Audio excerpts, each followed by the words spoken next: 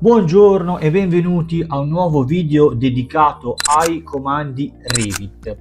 Ci siamo lasciati l'ultima volta con la lezione dedicata alla creazione dei locali, quindi dovreste avere, chi ha seguito la lezione precedente, all'incirca una situazione di questo tipo con la piantina e diciamo i locali disegnati con il calcolo delle aree e dei volumi. Quest'oggi invece, strettamente correlato all'argomento dell'altra volta, vedremo la creazione degli schemi colore con l'inserimento delle appunto relative leggende. Cosa sono gli schemi colore? Innanzitutto voi dovete immaginare che per andare a dettagliare alcune volte delle planimetrie si rende necessario l'utilizzo di una convenzione colorata all'interno di una piantina. Quindi magari noi vogliamo rappresentare, dividere la piantina in più locali con più destinazioni d'uso, e i colori molte volte ci possono aiutare a differenziare le varie destinazioni d'uso. Quindi ovviamente i colori possono essere assegnati in base alla numerazione, ai vani, alle dimensioni, al perimetro e anche appunto alle destinazioni d'uso. Io per iniziare appunto prenderei la piantina della scorsa lezione, quella della lezione numero 20. Chi invece non ce l'ha o non è riuscito a farla, si disegni rapidamente una situazione di questo tipo. Non è necessario che sia simile o uguale a questa, l'importante è che ci siano più locali disegnati, almeno una decina, con le proprie porte, qualche finestra e soprattutto con l'inserimento già impostato dei locali. Un'altra cosa che io farei è già nominare i locali. Vedete che io ho ipotizzato un appartamento, quindi ho nominato il primo locale ingresso, poi cucina soggiorno, camera, questo magari lo chiamiamo, faccio un esempio, camera bagno o bagnetto, potrebbe essere anche un'idea, corridoione centrale, quindi corridoio, camera e ripostiglio. Quindi dovreste partire tutti da una situazione simile o di questo tipo e andiamo a vedere dove andiamo a trovare gli schemi colore e soprattutto come andiamo a crearli. Allora, voi dovete ipotizzare una cosa: lo schema colore è legato a una vista di pianta. Quindi per trovare lo schema colore che attualmente è attivo su questa vista di pianta, dobbiamo andare a navigare nel pannello di proprietà del tipo, ok? Che è questo ovviamente in alto a sinistra. Se voi scorrete la barra, diciamo, con tutte le opzioni, arrivate fino a questa voce schema colori. In questo caso il pulsante indica nessuno, infatti vedete che tutti i locali sono completamente trasparenti, privi di colore. Se noi andiamo a cliccare su questo pulsante, vedete che vi si aprirà una finestra di dialogo in cui lui vi sta dicendo che attualmente non è presente nessun tipo di schema colori. Come andare a inserire uno schema colori da zero? Allora, innanzitutto modifichiamo la categoria in locali e lui di default, se io vado a cliccare su numerazione, vedete che di default lui ha già impostato uno schema colore e l'ha chiamato numerazione. Chi non ce l'ha comunque se lo può tranquillamente creare, ma solitamente appena aprite Revit di default avete già uno schema colore preimpostato. Questo schema colore, chiamato numerazione, diciamo che ovviamente potete modificarlo, quindi potete chiamarlo numero identificativo, ok? Quindi mi sta dicendo questa tabella che il numero 1, quindi il valore numero 1, verrà colorato, verrà riempito con un colore di questo tipo verdino. Ovviamente il colore, se io clicco sull'RGB, posso andarlo a cambiare senza problemi, così come posso andare a cambiare il retino. In questo caso ho un riempimento solido, ma potrei tranquillamente mettere un riempimento diagonale o puntinato. Lasciamolo un attimino solido. Quindi in questo caso tutti i locali chiamati con il valore 1 verranno disegnati verdi e via via tutti gli altri, quelli col 2 verranno disegnati azzurri, quelli col 3 grigetti, quelli col 4 questo sorta di blu grigetto e via via tutti gli altri. Se io adesso vado ad applicare questo schema a colori alla planimetria di pianta piano terra, vediamo cosa succede. Fate clic su applica e ok. Vedete, lui mi ha in maniera molto precisa agganciato quello schema a colore che noi abbiamo chiamato numero identificativo. Sulla base dei numeri di ciascun locale ha assegnato il colore segnato nella tabella. Quindi se io ovviamente dovessi andare a interagire con i valori di questi numeri, quindi questo 3 dovesse diventare 2, vedete cosa succede? Automaticamente il soggiorno diventa azzurro come l'ingresso. Questo perché?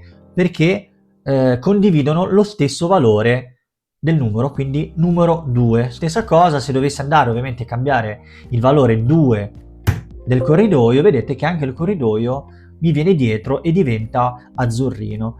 Questo perché? Perché immaginate di avere veramente la necessità di andare a definire ciascun locale con una propria destinazione d'uso. Magari state disegnando un complesso residenziale o un complesso di uffici in cui magari ci sono funzioni diverse, ci sono uffici dedicati alla contabilità, uffici dedicati all'operatività, uffici dedicati appunto al social media marketing. Voi potete dividere, assegnare un nome o un valore e dividere ciascuna area con un colore corrispettivo. Quindi quando andate a stampare la vostra bella planimetria sapete già dove andare a identificare tutte le varie zone, ok? Quindi questo schema colore fa riferimento al valore numerico che abbiamo in testa all'etichetta locale.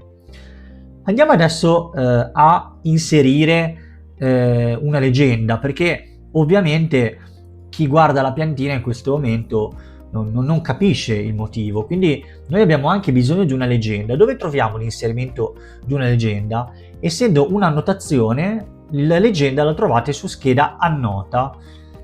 In fondo, sul gruppo riempimento colore, trovate leggenda riempimento colore.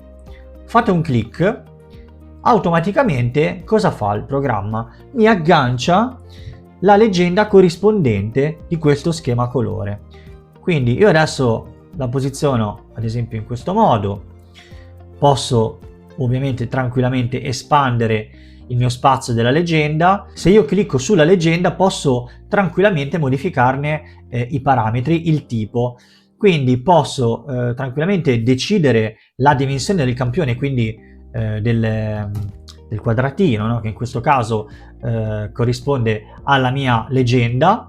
Vedete che diventano più piccoli i quadratini e posso tranquillamente anche andare a modificare i caratteri che corrispondono alla descrizione della mia leggenda, sia sul titolo che ovviamente sul testo del titolo. Facciamo adesso un esercizio, andiamo a creare uno schema colore nostro e andiamo appunto a inserire un altro tipo di leggenda. La cosa che vi consiglio di fare è di duplicare la vista di pianta piano terra, quindi teniamo un attimino da parte quella che abbiamo appena appunto su cui abbiamo appena lavorato, chiamiamola pianta piano terra destinazioni d'uso, magari mettiamoci l'accento su destinazioni d'uso, ok. Quindi adesso andiamo a creare un nuovo schema colore. Quindi clicchiamo sul pannello proprietà del tipo della vista pianta piano terra, quella che abbiamo però appena creato, pulsante di schema colore, clicchiamo sul schema colore numero identificativo, facciamo un clic col tasto destro, duplica, chiamiamola destinazioni d'uso. Ok, ovviamente abbiamo solamente creato lo schema colori e abbiamo dato un nome, dobbiamo anche cambiarne la funzione, quindi la definizione dello schema colore. Quindi alla voce colore cambiamo numero e mettiamo nome. ovviamente Revit vi darà un messaggio d'avviso, vi dirà guardate che in questo momento mi state cambiando lo schema colore, quindi io cambierò anche tutti i colori, voi date l'ok senza problemi e guardate cosa è successo. Lui mi ha innanzitutto individuato tutti i locali che per ora ho inserito all'interno del progetto, ovviamente non sono modificabili da qui ma sono modificabili all'interno della pianta, me li ha agganciati tutti e mi ha assegnato un colore a caso, ok? A tutti quanti. Quindi il locale chiamato bagnetto sarà verde, il locale chiamato camera sarà azzurro, corridoio grigio e via via tutti gli altri. Diamo clic su applica e ok, vedete cosa è successo. Revit non mi sta più memorizzando la funzione dello schema colore assegnata per numerazione, ma sta comandando l'assegnazione per destinazioni d'uso. Quindi cosa è successo? Tutte le camere sono diventate azzurre perché in questo momento ho detto che il nome camera deve essere identificato con un colore azzurro. Quindi cosa può succedere? Se ad esempio la cucina dovesse diventare una camera, ovviamente dovete digitare il nome corretto. Vedete cosa succede? Automaticamente mi diventa azzurro. Stessa cosa che è cambiato, cosa è successo? La leggenda. Ovviamente la leggenda non è più agganciata a quello schema colore, ma è diventata la leggenda con un altro tipo di colore. Ovviamente una cosa che vi consiglio di fare è andare a duplicare la leggenda, perché non è più una leggenda per numerazione, ma per destinazione d'uso. Ok. E una cosa che farei, cliccherei su modifica schema. Quindi sul titolo, alla voce titolo, io la leggenda appunto andrei a dire, abbiamo detto, destinazione d'uso, altrimenti il titolo non ve lo cambia. In questo modo. Benissimo, quindi abbiamo sia al piano terra una destinazione, scusate, una leggenda colore, uno schema colore per numerazione, e nella pianta successiva, sempre a piano terra, abbiamo creato un altro schema colore, quindi per destinazioni d'uso. Immaginate quante possibilità di personalizzazione che potete attuare con questo programma e soprattutto con questo comando. Bene, io direi che per oggi l'appuntamento con il software Revit è finito qui. Mi raccomando, ora voglio un attimo capire che argomento, ce li ho scritti qui, che argomenti affrontare la prossima volta. Abbiamo ancora una marea di argomenti da vedere insieme. Probabilmente affronteremo la questione dedicata alle note chiave, dato che siamo in tema annotativo, e poi nei video successivi inizieremo a innanzitutto a creare degli esplosi assonometrici che ancora non l'abbiamo fatti, e poi a impaginare la tavola, perché ovviamente ancora quello dobbiamo impararlo insieme. Bene, mi raccomando, fate esercizio, aprite Revit almeno una volta al giorno, un po' il consiglio del dottore è questo, e buon BIM a tutti!